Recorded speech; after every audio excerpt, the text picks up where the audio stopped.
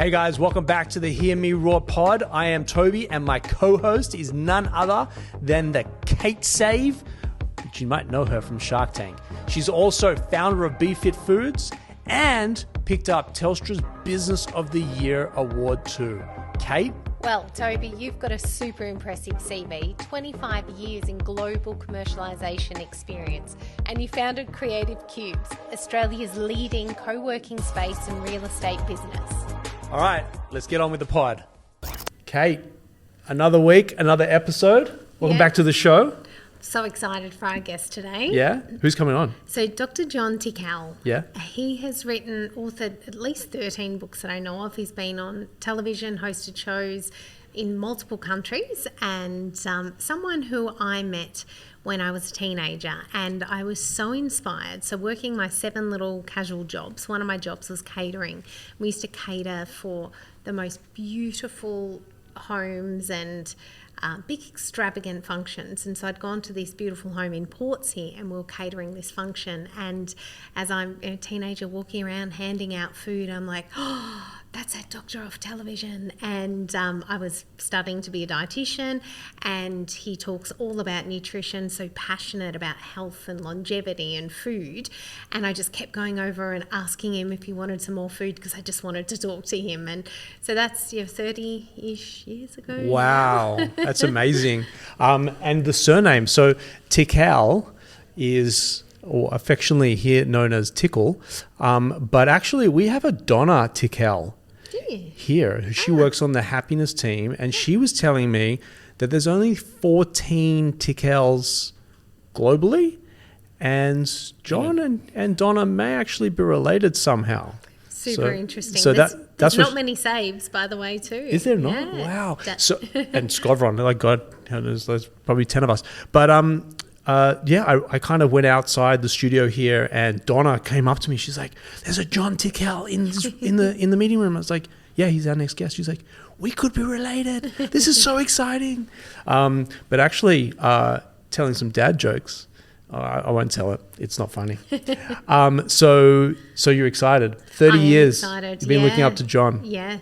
And I think what I'm most excited about is how health has changed over the decades. So if we're looking at 50 years that John's been in this industry with medicine, and we can see the health of the world, not just Australia, is a disgrace at the moment with obesity and diabetes. And how did it get to this and what happened? So interested. It is fascinating. In the 80s and 90s when I was growing up, it was cool to go to McDonald's for breakfast, lunch and dinner. I don't think I've been in a McDonald's since probably 1995. So that's 30 years ago when you guys probably met. And I could never bring myself to eating that type of food, understanding that it's not quite food. I can so totally hear you. Yeah. I knew that I wanted to be a dietitian as a kid, so I stopped eating McDonald's because I thought you can't be a dietitian even when you grow up if you're going to eat that stuff now. I reckon the last time I went through would have been in high school when some of the kids got licenses and they would drive us through the drive-through. You know what I'd get back then? A chocolate sundae, baby? No, I'd ask for the most random thing, the McOz burger with no cheese, no beef patty, no roll. I just wanted the salad. I didn't want the other crap because I didn't know where it had come from. Did they know what to do? In it. They stuck it in the little so they actually thing. served you? Oh, absolutely. Okay. Yeah. All right. Yeah. So after the break, we're going to have John Tickell joining us on Hear Me Roar.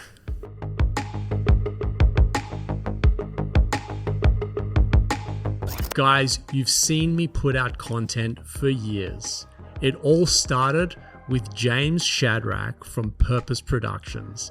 We've filmed over 800 vlogs, several hundred different pieces of content that has helped me take my business to the next level. We use Purpose Productions for all the content, pods, vlogs, and storytelling that we produce. Check out purposeproductions.co to learn how James and his amazing team can help you scale your business and get your message out there.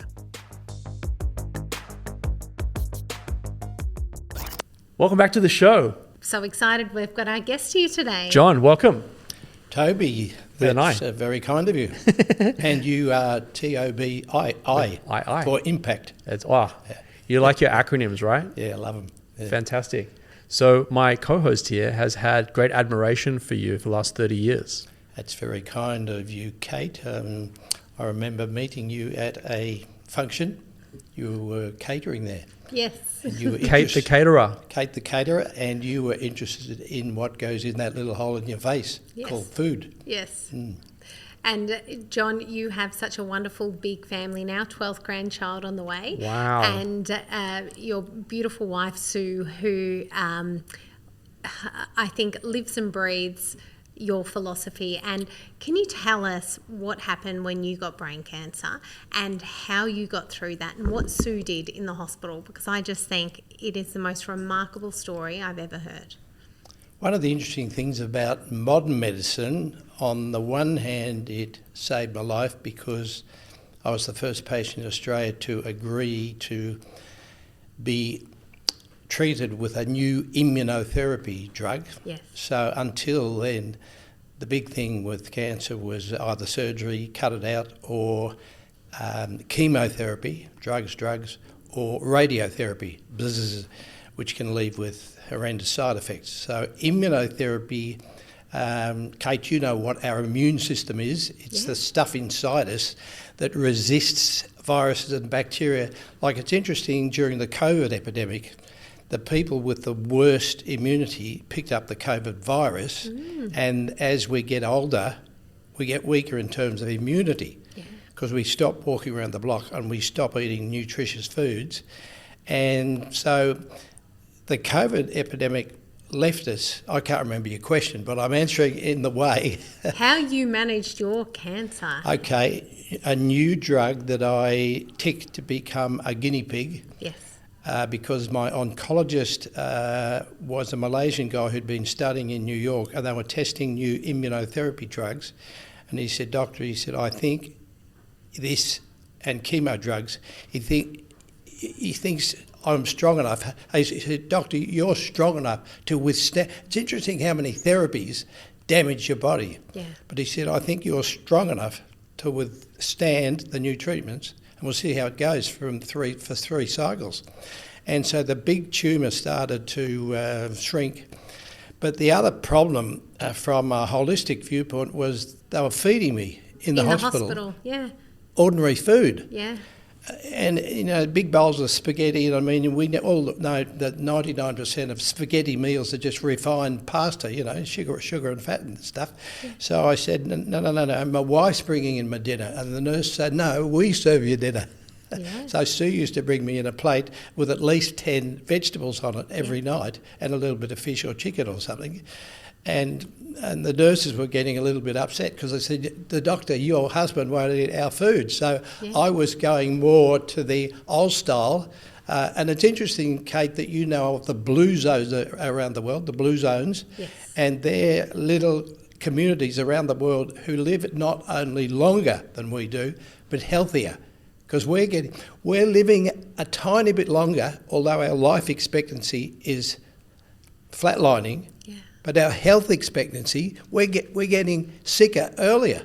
Yeah, and we think we're getting well. We focus on going to the gym and we focus on, I don't know, red light therapy things and all these crazy, you know, things ice that we bathing, think, ice saunas, bathing, but what are we actually eating? And the fact that Sue went to the trouble to bring in your 10 vegetables every night, and you said it was only you and Lance Armstrong that had that particular type of cancer that have lived beyond how many years now since the diagnosis? I'm 15, he's 18, but he's won 7 Tour de France's that I didn't, although I think he was on different drugs. Yeah, well, there we go. But the power of the body, and I think it's so topical now with even Elle Macpherson coming out and talking about how she managed her cancer and her approach with eating really good healthy food, taking some supplements, and she got absolutely hammered for talking about that. But you did this 15 years ago. You focused on food and you're still here.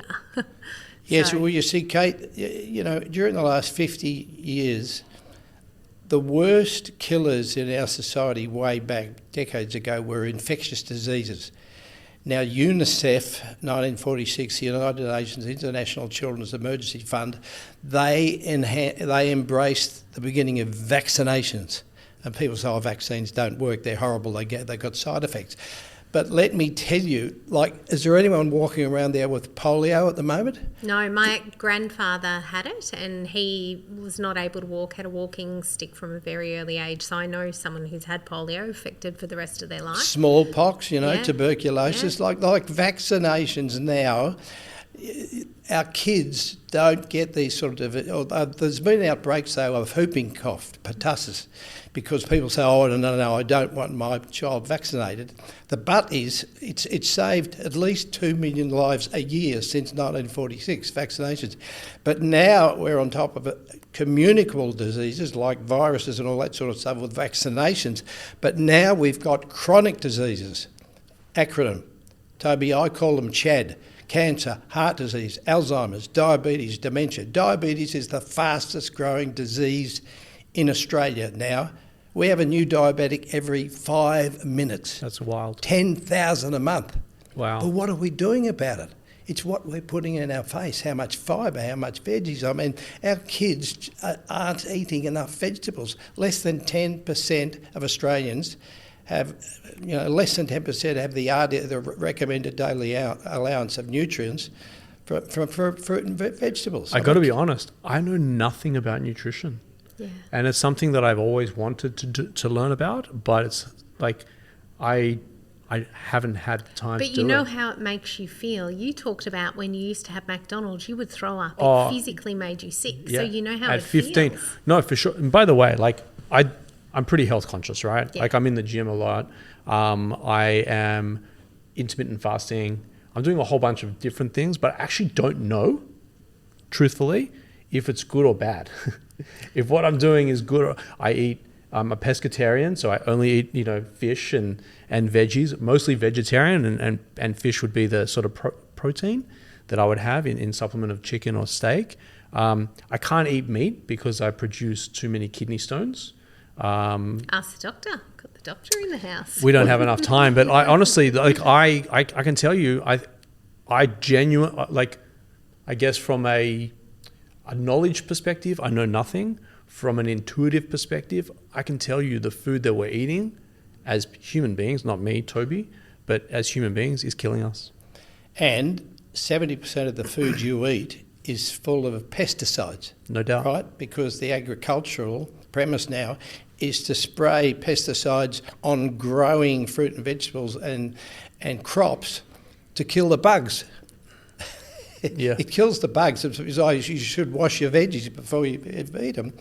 It's inside the veggies, the pesticides. Yeah. I mean, so it's Australia's health is sick. Do you know what the biggest killer per day in Australia is? Don't say chocolate because I'm in trouble. No, the number one product that kills is called cigarettes.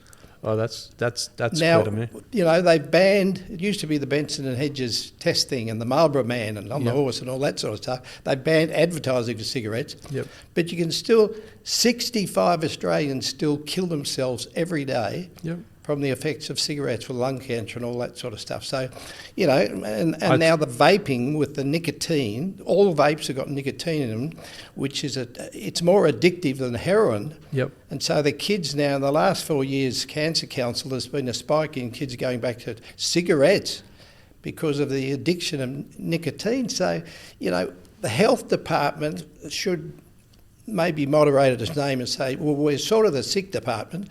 We need more ambulances at the bottom of the cliff. We've got to stop people falling off the cliff, like your BeFit foods. Yeah. It's not magic; it's common sense. Totally. Never smoked anything in my life. Yeah. Only had alcohol at my Bucks party for the first time, at the age of 27. Never drunk. Have never done drugs. Super clean from that perspective. I told my kids that if they're ever caught smoking, smoking's not going to kill them because I will. I'll get them before the cigarette does. Now, Tobi, you bring up a really interesting concept there about the stick and the carrot. Mm-hmm. So you're giving your kids the stick and saying, if you dare smoke, blah, blah, blah. What I say to audiences when I'm on a stage in front of 300 or 3,000 people is, Do you know it's impossible to be intelligent and smoke at the same time? Yeah, I bet. I mean, why would you fill your lungs Yep. with 63 carcinogens that are going to cause cancer? Man, why would you do it? Are you dumb or what? I hate it. Yeah. I hate the smell of it. I like, as a teen, I wouldn't go out to bars and clubs because back then you're allowed to smoke and drink in the bar because I didn't want my clothes stinking. I'd come home and shower and feel revolting. And I never participated in any of that. So the stick is don't do it. What's the carrot though? The carrot is an incentive. Now, I mean, this is bizarre, but if you said to your kids, if you eat these 6 veggies every night on your plate, you don't have to eat the whole lot, just little bits and pieces of six veggies. I'm going to give you $1 every night. And you're going to say, oh, that's stupid, I can't afford that. I mean, that's the wrong way to do it. You've got to incentivise see, role model. You said you got kids. How many, Toby? I got 2. And Kate, you've got 2, right? Both have girls. Yeah. And so what you eat at the dinner table at night, oh, no, I'm never home by then. You know, the kids have dinner before I get home. No. That's interesting. The biggest role modelling exercise in your life is having a meal with them each day, every 2 days at least. Yes. We have rules around our meals. Yeah. No phones. Yeah. No iPads. Yeah. They're not even allowed in the room. Yeah. And we sit and we talk about things that lit us up for the day and things that pissed us off for the day. Well, you just come up with an idea that it's in my brain right now. Let's say if your kids don't use a phone or an iPad, and let's say they eat their 6 vegetables, they get frequent family points. So there's a score system, right? And when they get to, you know, whatever, 3, 4, 5, 100 points, a bit like Qantas Virgin, all that sort of stuff. Cash it in. You get something. you cash it in for a whatever, your playground, holiday, blah, blah, blah. So we've got to start role modelling in a way we're not whacking our kids, you know, because you're not allowed to do that. It's got, hey, let's join in and do this, you know, because you're going to be healthier for longer. So my next book is called Healthy Harold and His Healthy Friends, and he lives in a Is that a play on Happy Harold? Well, Happy Harold is the giraffe. Life Education. Life Education, yeah. That's right. Yeah, I used to be an ambassador for them. I loved Happy Harold. But Harold, sex education. See, Harold is a pumpkin. Yes. And Harold grows up in fruit and vegetable village. Okay. And his parents tell him to eat everything he can, because if he wants to be a success in life, you've got to be the biggest pumpkin at the show. Yep. So he keeps eating and eating, and then he starts to get bullied at school by his friends, because he's only got a few friends, because the rest of them say, oh, you know, you're getting too big, Harold. So anyway, I won't go. That's another session we do about the storyline for about the Mal Mountain. On next week's show, we have John back. Yeah, so it's and Kate, I know you have a relationship with the attitude and the shift in reducing diabetes. Yes. So instead of 10,000 new diabetics a month being diagnosed, 10,000 a month, 120,000 Australians a year. It's going like that. Yeah. We're the 4th worst in the world per head of population. What's causing that though? Diabetes. Well, 20 years ago, 10%. Please don't say chocolate. 10% of our children used to be overweight. 25 years ago, now it's 25%. Wow. Because, okay, when I was a little boy, this is not all about me, but yeah, I get home and you are the special guest today. It is about you. Yeah, well, you know, Mum would say, you know, be home by dark, and I'd go out and play mud pies in the gutter and get an immune system and play footy and cricket in the street and get caught, and you know, and you see ads on TV. This new stuff is going to kill 99.999% of germs. You need some germs in life to develop an immunity. Yes. So, you know, our grandkids are playing with those things, mobile phones, cell phones. Yep. They used to get, my kids, they weren't invented. Yes. But now the grandkids, you know, the first grandkid that we have is now nearly 20. He got a mobile phone when he was 18. But now they're down to getting them when they're 9. Oh, yeah, but my friends at school have got a cell phone. So you think that I have no idea what causes diabetes. I apologise if I sound like a fool. High blood sugar. Yeah, no, well, But is it because we're not exercising enough? Is it because we are eating the wrong foods? Or is it a combination of both? It's a combination of both, and the food is the type of food. There are two types of carbohydrates. Now, the Americans messed up the word because they call them carbs, but a carbohydrate, as in CHO, is carbon, hydrogen, oxygen. So there is fluid in carbohydrates, like fruits and vegetables have got an amount of hydrate in them, right? But now, what's happened to the world in carbohydrates? Carbs are just processed, highly processed. So when you get to the checkout, I nearly said checkout person at the supermarket, there's a wall of crap. And CRAP is an acronym for commercially refined and processed, CRAP foods. Oh, Mum, shut up. Here's the one. So, we're filling our kids up with cereals. It's got low fat. They're full of sugar. Because we don't know how to read nutrition panels. Because this is a food-generated, Food Standards Australia. It's not the authorities, that's the dietitians that's saying, hey, that's what should be on the label. So it's obvious. Oh, but the stars. We're ticking boxes, are we? Yeah, we're ticking boxes, and I think food is no longer food. Even when they created the what a calorie is with the Professor Atwater and the bomb calorimeter, where they burn things to ash and they look at how many calories there are in things, they were using whole foods. They weren't getting the packet of Crispies. The products. They weren't the products. So now when we're looking at things, it's fraud. This is fraud. It is absolute fraud. So you can have a cup of nuts and you can have peanut butter, Kraft peanut butter with all the other stuff in it, right? And but nutritionally, we're being told they're pretty similar, but in actual fact, the nuts are so full of fibre that if you ate the cup of nuts, you're only absorbing 70% of the calories. You're not getting all of the calories. Whereas when you've processed it to the point where it's literally been fudged out of a machine, mixed with oils and salt and sugar and all other colours and bits and pieces, it's no longer food, but we're giving it calories, we're giving it nutrient value, but are the nutrients still there? And the important but you're giving the nutrient value to the pre-processed the whole food, item. So this is a case for Doge. Are you familiar with Doge? I'm going to tell a little story here that I shouldn't tell. Now, there was a supermarket ad on TV the other night from the fresh food people, whoever they are, and they were advertising Cocoa Pops. That's an oxymoron, isn't it? Whatever oxymoron means. Fresh food people selling Cocoa Pops. Morons. And see, where are Food Standards Australia in the mix there, saying, hey, the fresh food people can't advertise a cereal full of sugar and chocolate and all that sort of stuff. It's not fresh and it's not food. True. It's not food, is it? I mean, no. That's disgraceful. Charge? If Kate and I were in charge of the Australian Health Department, kids would be a lot healthier. They'd be less weight. My wife was Has it become political? It is political, isn't it? Look at who owns these companies that are making this food and making squillions of profit. And then funneling it back to the politicians that create the legislation. And back into the marketing. So you can't see the whole foods on the shelves because they're expensive. They need to actually be grown in soil. They need watering.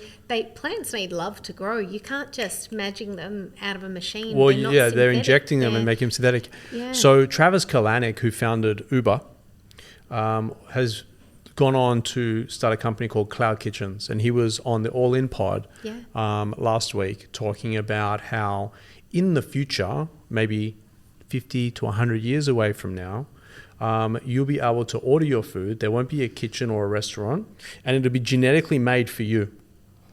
Wholesome, all the right ingredients for you. And I found that quite fascinating. But why do the longest living, healthiest people on earth in the blue zones, like the Okinawans who live off the southern in Japan, why do they live till they're 90 and 100 and they're healthy? They've never had any genetic testing. They've never had any nutrition things. They just grow natural food in the fields next door. So we've got to simplify things, and when you talk about genetic testing to individualise making a food, the food's already out there growing. Yeah. But I nearly said the F word, we stuff it up. Yeah, no, I mean, you can drop the F word. So, Kate, I've got this love for chocolate covered pretzels. Have I got to give that up now? What are you eating with it is my question. So if my kids this is just a little sweetener. McDonald's, they have to have a carrot or an apple in the car because that is not food. I used to joke with my kids that if you say that again, I'm going to make you eat chocolate, as if chocolate was a punishment. Oh, mine too. Mine hate And they're like, no, I don't want to eat the chocolate. Yeah, Chocolate's a punishment to my kids. They don't like it. Yeah, which wow. is really interesting. So I got to deal with this problem that I've got. Well, Toby, you've got an addiction, and that addiction is a mismatch between... See, do you know what the name of those little things on the tip of your tongue are? Taste buds. Taste buds, yeah.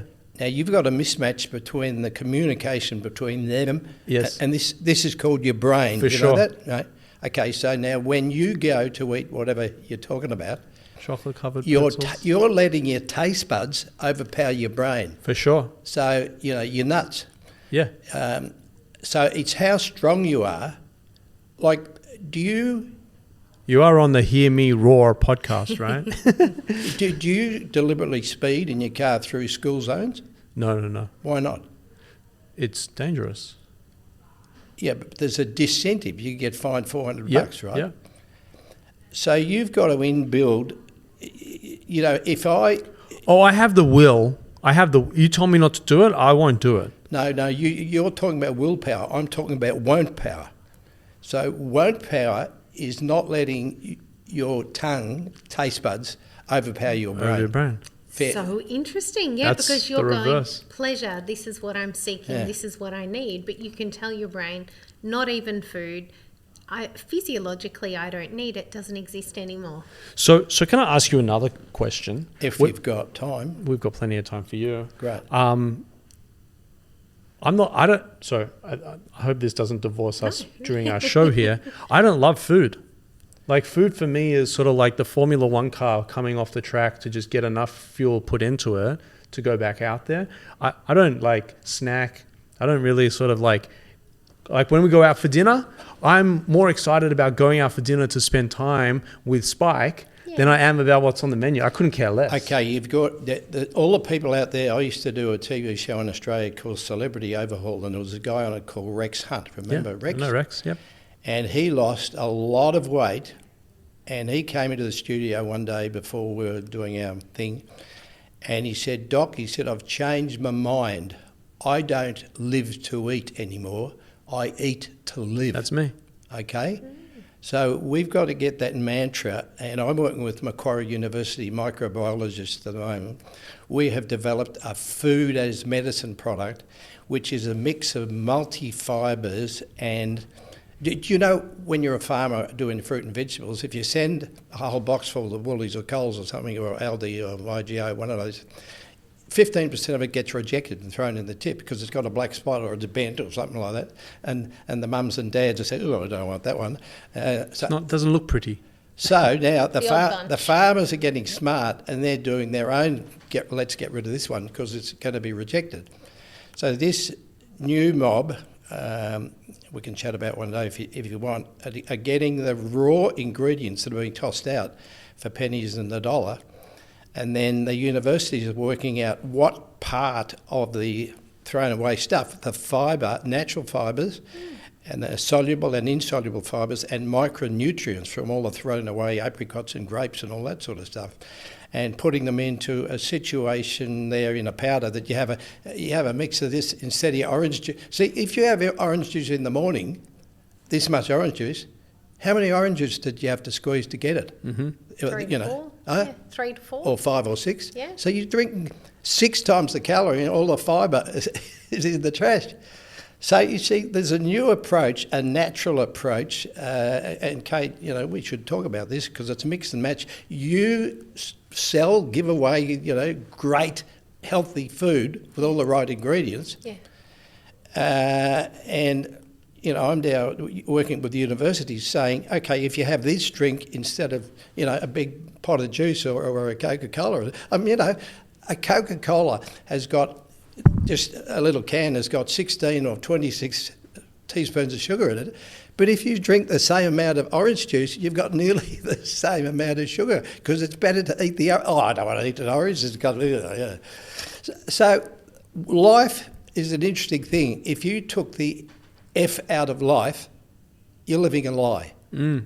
If you put back the F in life, like family and fun and friendships and fruits and fitness and all those sort of stuff, you're living a real life. So, thank you for your time. But one day we should do another show about nutrition, N-E-W, nutrition, which beats the hell out of our present nutrition, which is killing us. Like, if you smoke a cigarette, what it should have on the packet is this: you are going to die 10 years earlier. Yep. Are you okay with that? Not, this is caused this. So if, on a pack of Cocoa Pops or whatever, or all this refined... There should be a warning label. There should be a warning label. And there's not, This has got 17 teaspoons of sugar in it. I'm motivated to create a disruption here. Yeah, they are so preoccupied about getting the facts and figures right that there is no warning on the majority of foods that are unhealthy, but you bring something healthy to market and they will tear you to shreds with, you can't do this, you can't say that. You're like, it's fruit and vegetables and meat and herbs and spices.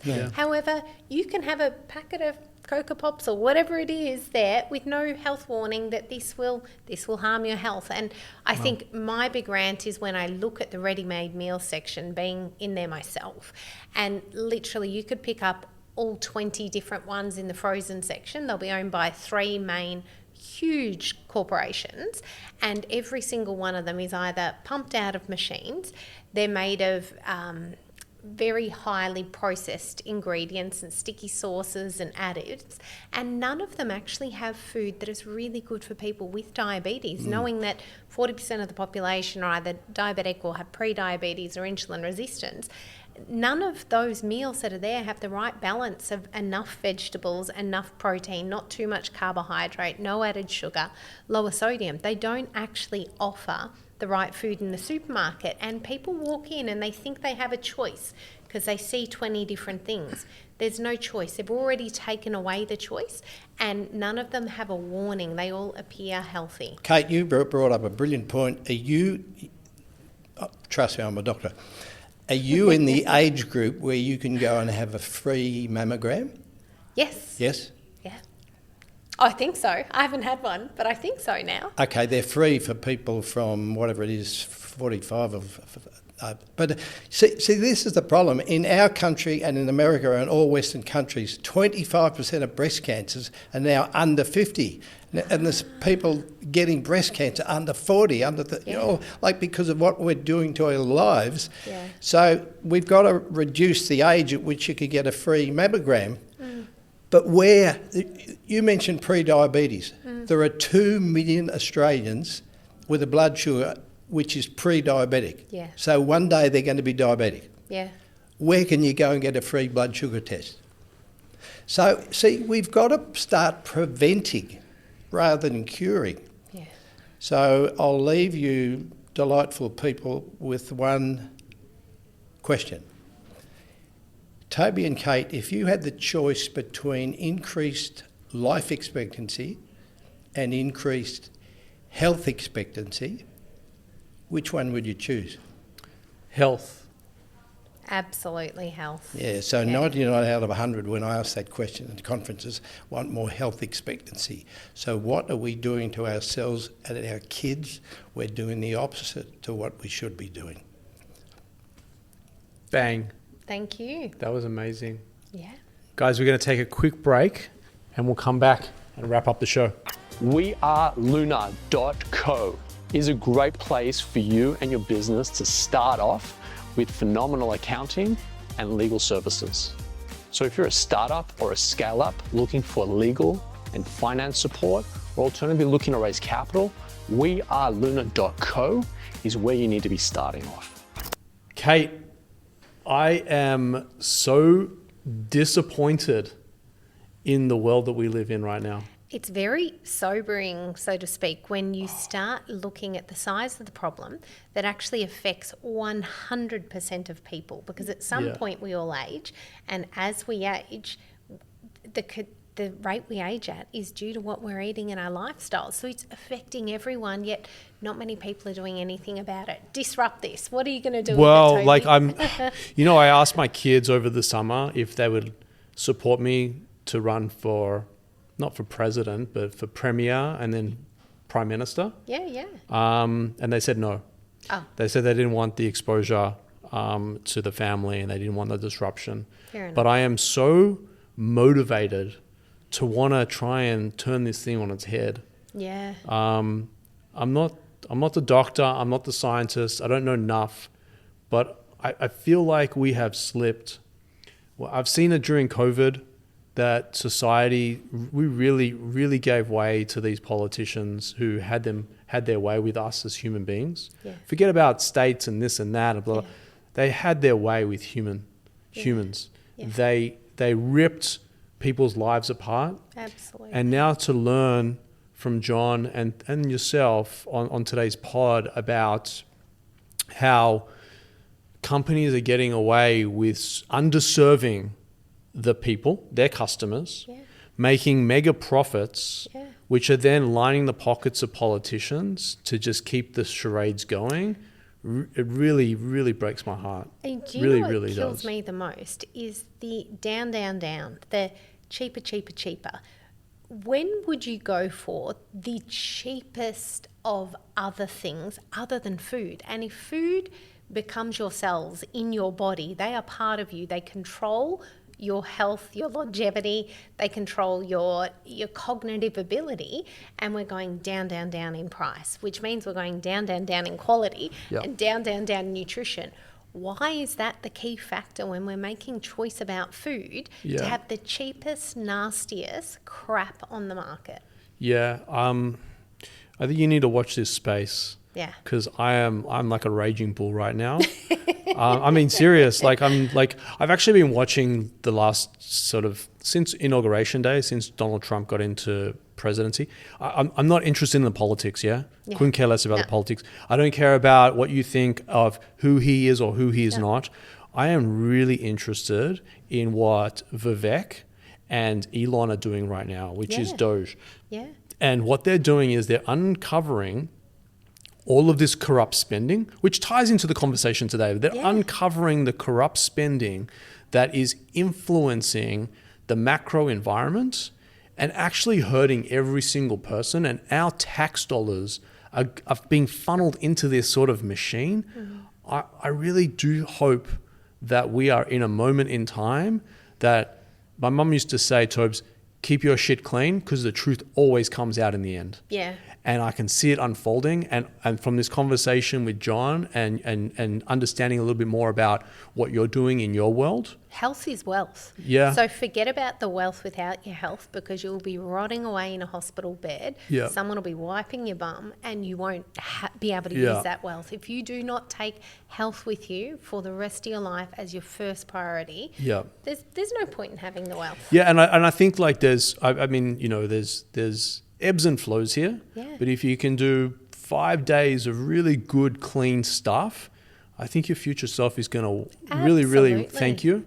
And that's what I take away from this episode today. It's not those 1%ers that matter. It's what you're doing the rest of the time. Yeah. It's not even the 10%ers. And we're looking for the magic pill. Yeah. We're looking for the one thing I should be doing. Actually, we all know, and you said you're not a nutrition expert, but eat your veggies. Yeah. Super simple. There's a good starting point. Yeah, and it sounds dull and boring, but actually what it's doing cellular-wise is what I've learned today is your future self is definitely going to thank you. And I think that today's session or today's pod was, I'm sitting here quite stunned, to be honest. Like, I'm just so disappointed there's so many layers that they're not serving the people.